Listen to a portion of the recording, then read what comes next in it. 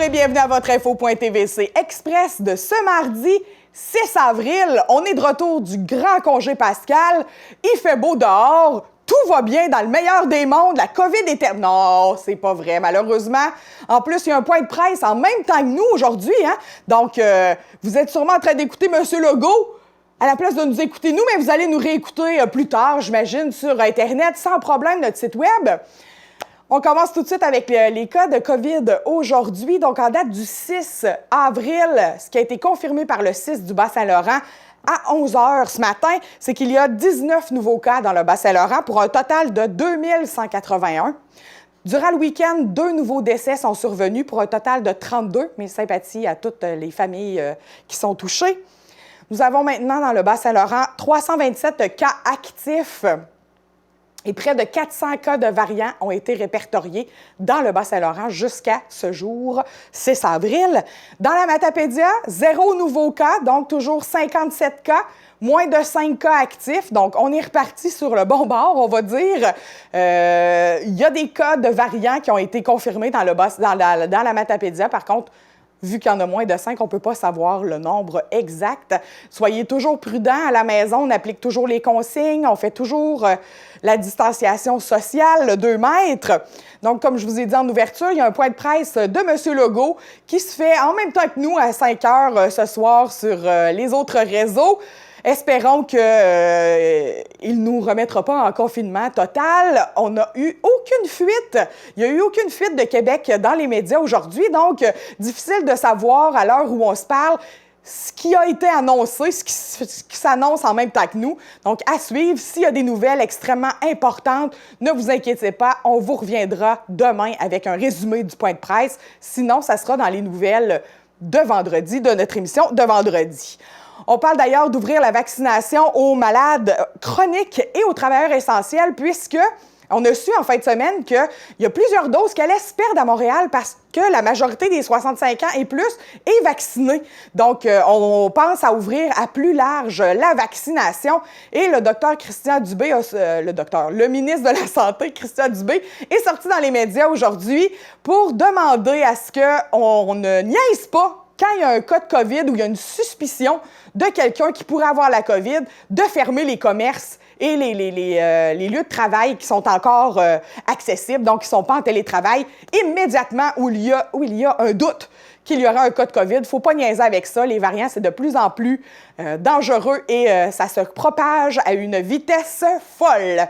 Donc, aujourd'hui, à l'émission, j'ai rencontré Chantal Lavoie, notre préfet, qui réagit à notre mise en zone rouge. Et j'ai aussi parlé avec Karine Lévesque de Diffusion Mordicus, qui nous parle d'un tout nouveau projet, les arts à cœur, parascolaire, les arts à cœur. Donc, tout de suite après la pause, ces 2 entrevues, mais je vous laisse tout d'abord avec la Matapédia sous vos yeux, des actualités qu'on a vu passer sur les réseaux sociaux et qui vous intéressent probablement. Voici Info Réseau pour ce mardi 6 avril. Journée VIP Baseball Valley. Une journée spéciale pour tous les membres inscrits à Baseball Valley pour la saison 2021. Obtenez des conseils sur l'achat de l'équipement dont vous avez besoin.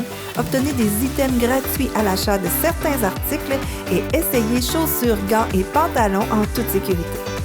Inscription saison 2021 pour le club de soccer Blizzard d'Amqui. Lancement des inscriptions pour la saison d'été 2021. Elles se dérouleront uniquement en ligne. Pour toute question, communiquez avec le club via Messenger. Vous trouverez le formulaire à remplir sur leur page Facebook. Dernière nouvelle pour Diffusion Mordicus. Lancement de la nouvelle programmation mercredi 7 avril en mode virtuel. Billets en vente pour tous les membres jeudi 8 avril de 8h à 20h au bureau de Diffusion Mordicus seulement. En vente au grand public en ligne et au Select Hotel vendredi 9 avril dès 8h. Pour les spectacles reportés, gardez vos billets, ils seront encore valides. Voici la programmation du Cinéma Figaro jusqu'au 8 avril. En salle, vous devez porter le masque de procédure en tout temps. Il est interdit de manger pendant le visionnement. Du 4 au 10 avril, c'est la Semaine québécoise des éducateurs et éducatrices spécialisés. Et toujours dans le domaine de l'éducation, voici de jeunes frémousses bien fiers de leur création dans le cadre du défi Bonhomme de neige qui a eu lieu à l'école de Val-Brie.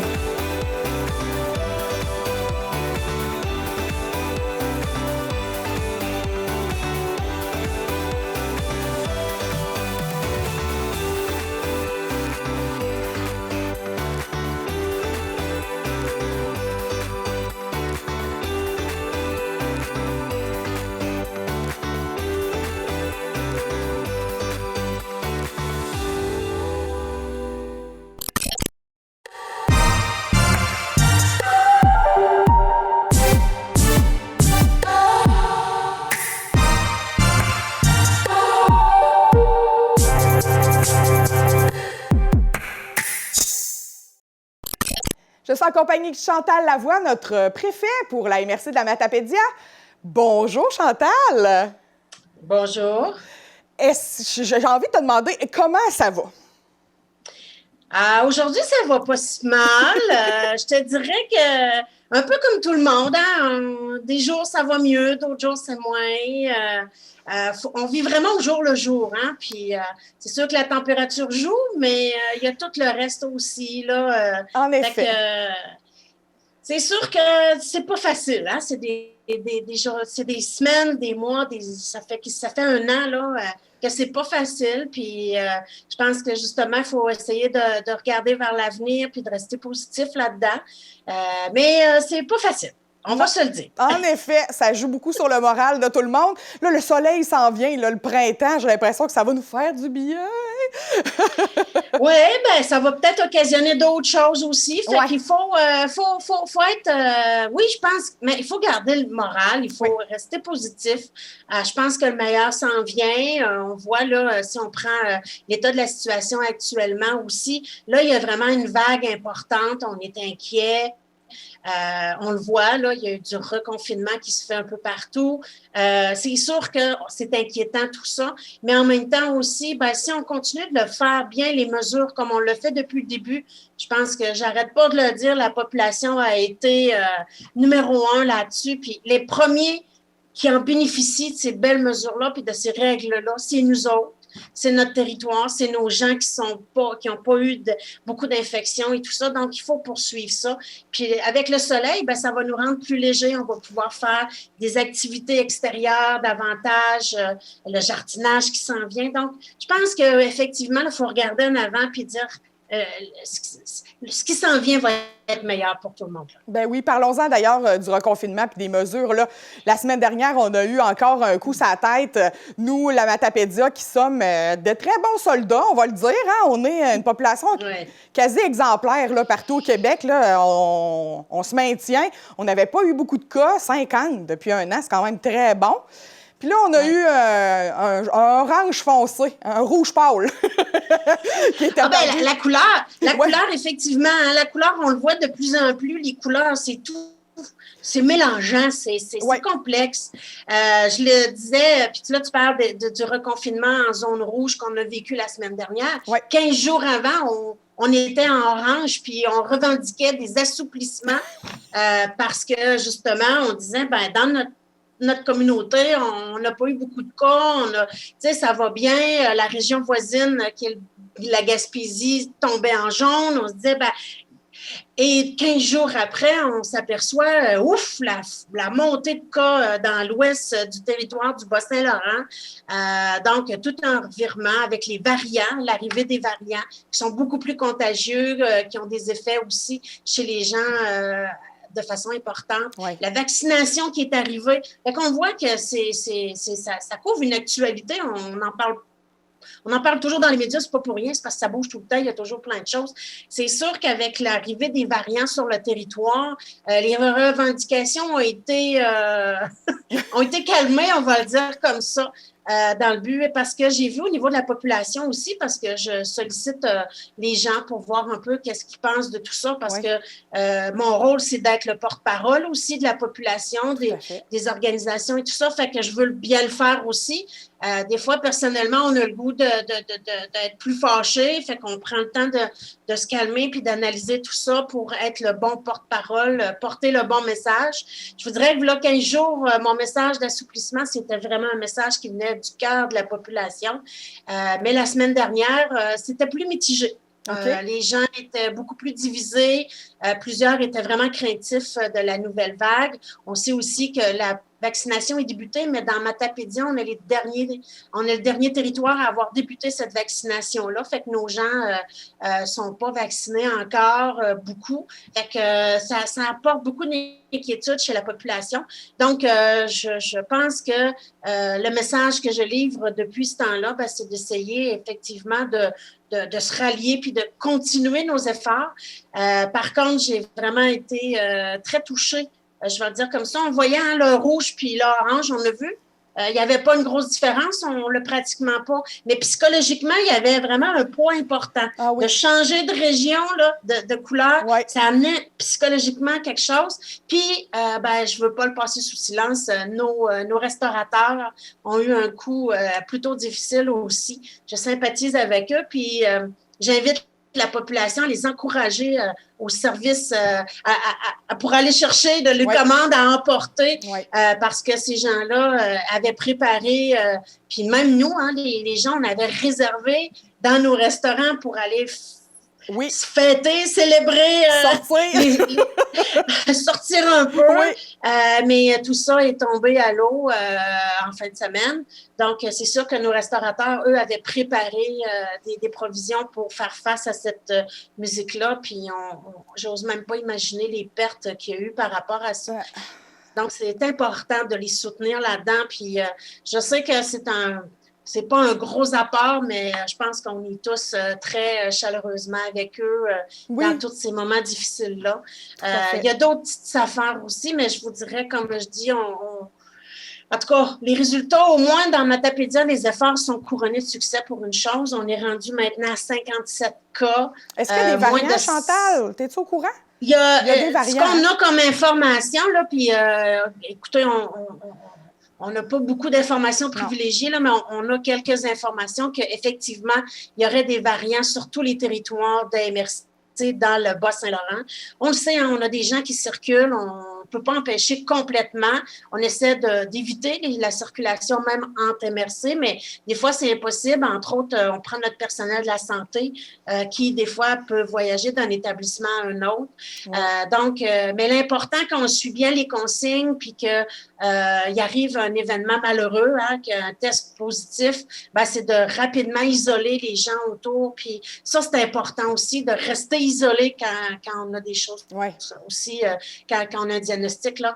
Fait que ça, c'est important de protéger les gens autour de soi aussi, en espérant évidemment que les effets ne seront pas trop importants pour la personne qui est testée positive.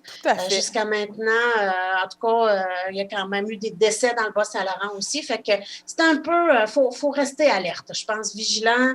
Même quand il n'y a pas beaucoup de cas, ça en prend un, ça dégénère très rapidement. Exact. On l'a vu dans l'ouest du territoire. Donc, je pense que le plus beau signe d'amour qu'on peut faire à nos gens, à nos amis, à notre famille, c'est de prévenir d'attraper ou de propager le virus. Tout à fait. Puis ce soir, 6 avril, à 17h, il y a un nouveau point de presse. Est-ce que tu sais à quoi t'attendre un peu? On a-tu des courriels secrets que t'as accès? On sait-tu? Pas du tout. Écoute, on essaie on a essayé d'avoir des informations des fois pour se préparer ou pas du tout. On n'a aucune information. Je vais savoir la même chose que vous allez entendre à 17h quand M. Legault va le dire. Depuis le début, là, c'est ça. Dans un possible reconfinement, Chantal, où ils nous disent on referme tout, est-ce que les élus du Bas-Saint-Laurent vont exiger un barrage routier, par exemple, comme il y a eu l'an passé en début de pandémie? Est-ce que ça pourrait freiner quelque chose? Ben, un barrage routier, comme au printemps dernier, moi, je dirais, puis c'est une opinion très personnelle, je pense que ça n'aura pas un impact important. Okay. C'est toutes les autres mesures. Je dis pourquoi? Parce que si vous regardez, je me rappelle le printemps de l'année passée, oui. En 2020, les gens de la région pouvaient sortir comme ils voulaient. C'est à l'entrée où c'était seulement les gens qui avaient une adresse du Bas-Saint-Laurent. C'est vrai. Donc, à ce moment-là, s'ils sont allés chercher ailleurs, ils peuvent le ramener pareil. Puis, c'est un peu un faux sentiment là, qui est là. Je dis pas qu'il n'a pas du tout une importance parce qu'effectivement, il pourrait limiter au moins certains facteurs de contamination là, des gens. Ça, je dis pas qu'il n'a aucun impact sur la pandémie. Par contre, puis nous, comme on est situé complètement à l'est, à l'ouest, à l'est du Bas-Saint-Laurent, excusez, c'est confondant. Mais comme on est situé vraiment. Donc, c'est sûr que notre population ici, elle est moins affectée. Là, si on voit les cas dans Rivière-du-Loup, Kamouraska, c'est beaucoup une proximité. Puis on l'a dit, hein, la région est passée au rouge, notamment à cause de sa proximité beaucoup, Chaudière-Appalaches et Québec. On voit vraiment là, qu'il y a une montée en flèche là-bas. En fin de semaine, on a vu Beauce et Chaudière-Appalaches, justement, qui ont eu des mesures plus. Donc, on est rendu avec du rouge foncé et du rouge pâle. Fait que vous voyez, là, c'est. Là, Chantal, est-ce qu'on devrait pas, j'ai vu ça passer sur les médias sociaux depuis la semaine dernière, est-ce qu'on devrait pas, les 3M, là, Métis, Matane, Matapédia, devenir gaspésien pour une bonne fois pour toutes? Là? C'est pas une solution. Je pense que la pandémie va être finie avant que cette démarche-là pourrait aboutir. Ça, c'est une réflexion personnelle aussi. Mais c'est beaucoup plus complexe que ça de changer de région administrative. Je vous dirais que... C'était une solution facile que les gens disent sur les réseaux sociaux, tu sais. Oui, mais c'est beaucoup plus complexe que ça, politiquement parlant. Regardez, on n'est même pas capable de pouvoir envisager de scinder le Bas-Saint-Laurent en deux dans le cas actuel. Fait qu'imaginez changer de... Ça fait que faudrait avoir vraiment une grosse argumentation, un gros argumentaire là, qui déborderait un peu de ce qu'on vit actuellement. Mais je sais qu'il y a plusieurs... C'est une revendication qui est là depuis plusieurs années. Le fait d'avoir changé parce que la Matapédia a déjà été effectivement dans la Gaspésie administrative aussi. Oui. Il y a vraiment beaucoup de choses à... C'est pas un gros dossier, là. J'ai ouvert une grosse boîte, là. Hein? Effectivement. Une boîte de Pandore, c'est comme ça qu'on appelle ça, je crois. C'est Mais ça. Écoutez, c'est pas quelque chose qui est impossible. Je dis juste que dans le contexte actuel, même si on entamerait des démarches comme celle-là, je pense que la pandémie a le temps puis on le souhaite tous qu'elle soit derrière nous rapidement. Donc, c'est sûr. Fait que, écoute, Émilie, moi, je pense que le message qu'il faut garder, je ne sais pas qu'est-ce qui va être annoncé aujourd'hui. Je pense qu'effectivement, on voit vraiment qu'on est dans une troisième vague. Donc, j'invite la population à poursuivre ces grands efforts. Je sais que tout le monde est tanné, je sais que c'est difficile, mais il faut regarder en avant de nous. Il faut s'inscrire pour la vaccination quand vient notre tour. Moi, j'attends mon tour. On est tous un peu là-dedans. Donc, pour être capable de respirer mieux puis de pouvoir profiter des gens autour de nous, bien, ça, c'est l'autre avantage quand la pandémie va être derrière nous. Il faut que nos gens qu'on a le goût de serrer dans nos bras soient toujours là pour qu'on puisse le faire. Et voilà. Ça, c'est mon souhait. Bien, merci beaucoup, Chantal. J'imagine qu'on va s'en reparler très bientôt, probablement dans les semaines à suivre. Gageons qu'il y aura réaction à avoir au point de presse de ce soir.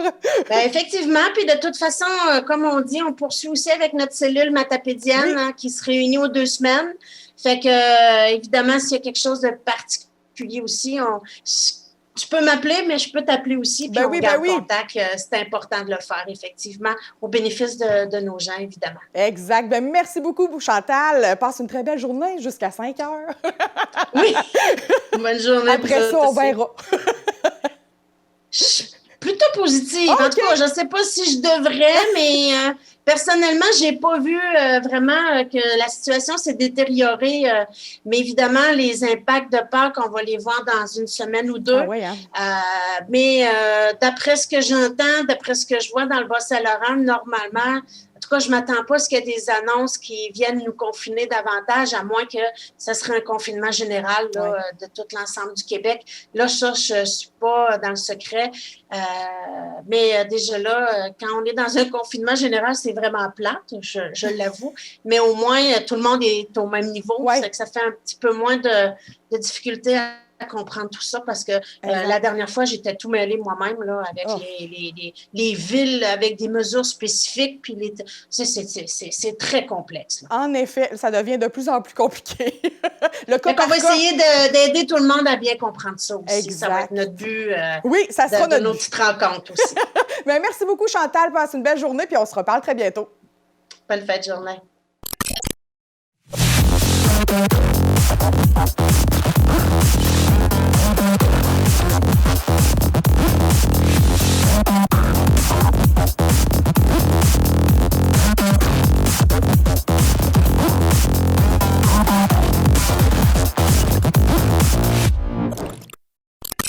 Je suis en compagnie de Karine Lévesque, agente de communication et de développement chez Diffusion Mordicus, qui nous présente un projet, le projet de l'année 2021 de Diffusion Mordicus. Bonjour, Karine! Salut, Émilie!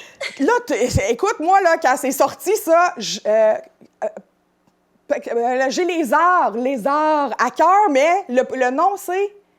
Parascolaire, j'ai les arts à cœur. Écoute, ce projet-là m'a allumé fois 1000. J'avais envie de retourner au primaire pour vivre ça.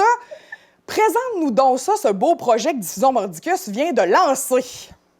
Oui, en fait, c'est ça. Le projet, c'est un projet pilote, en fait, qu'on a décidé d'appeler Parascolaire, j'ai les arts à cœur, en fait, pour faire référence aux parascolaires. Oui. Parce que ça va être des activités qui vont se dérouler en parascolaire.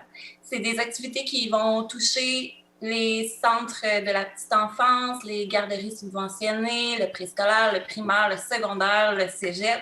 Wow. Donc, énormément de jeunes, dans le fond, de 0 à... 18, 19, là. 20. Plus. Fait que c'est un gros mandat qu'on s'est donné, mais c'est hyper motivant. Puis, Émilie, en 4 jours, je pense, j'ai reçu comme 13 lettres d'appui des établissements éligibles. Donc, c'est te dire à quel point c'est un besoin que les établissements ont. Fait qu'on était très contents de ça. Fait qu'Émilie, concrètement, dans le fond, le projet... Diffusion Mordicus, en collaboration avec les établissements éligibles, on va monter une programmation complète d'activités culturelles professionnelles, variées, mais surtout adaptées à tous ces différents groupes d'âge-là. OK.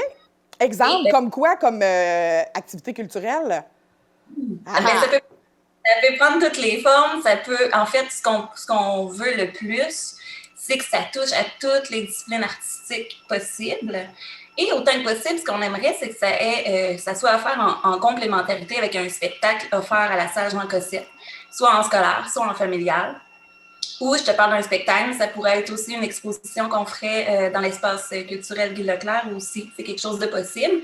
Donc, nous, ce qu'on veut, c'est que ça touche à toutes les disciplines artistiques. Donc, ça peut être en chanson, ça peut être en musique, ça peut être en cirque, ça peut être de la poterie, ça peut être...